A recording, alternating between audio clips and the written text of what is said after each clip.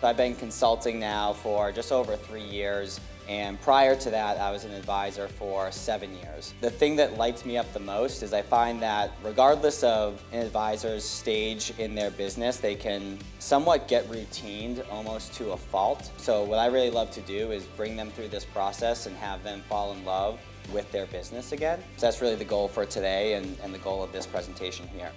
We are going to work towards discovering your zone of genius. We're going to do so through conducting what we call an energy audit. I want you to start thinking through a list of what your day-to-day involves. Perhaps you spend time answering emails, perhaps you spend time trading or constructing portfolios. Start to think through what your daily tasks are, because what we're then going to do is we're going to put them in each of these quadrants based on your advisor DNA type. If you only were able to do one or two things, what would that be, right? That's your zone of genius. And there may still be things that light you up, but it still feels like work, right? So your zone of genius doesn't feel like work. You could do that day in and day out and be totally cool with that.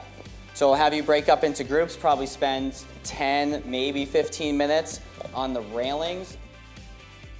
We want you to go through and figure out what you would consider an activity that would fall in your zone of genius, zone of excellence, competence, and incompetence, and let's see what we come up with.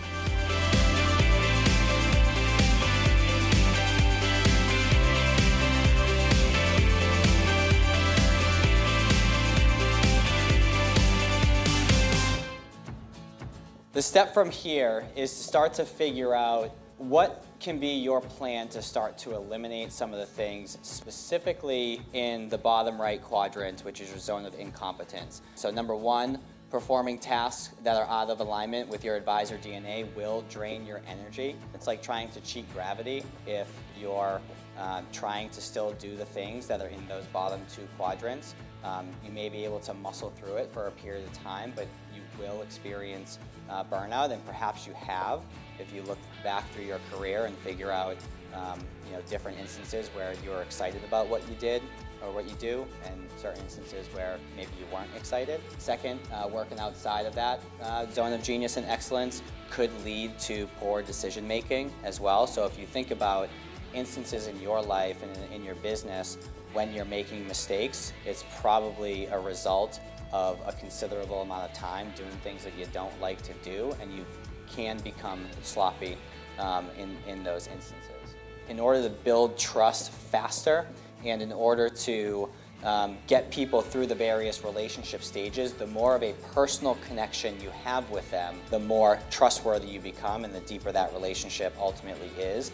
And the intimacy side isn't just on your client, but it's also on you as well. So are you talking about your family with them? Are you talking about your vision with them, right? Are you opening up yourself to be vulnerable, or are you just expecting them to do it themselves? And it's in my mind anyways, I believe that to be a two-way street. And the whole idea is that all these folks who are building relationships with new people, existing people, internal people, is all for the goal of delivering the best service and the best experience possible to the end client and working as a cohesive team to do so.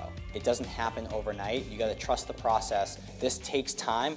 What I want you to do is I want you to just simply come up with two people that are in your world now that you would like to move to that next stage in the relationship, whatever step of the relationship it is, okay?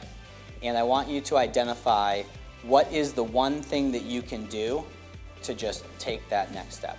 What's one or two things that you can do to progress that relationship to the next stage?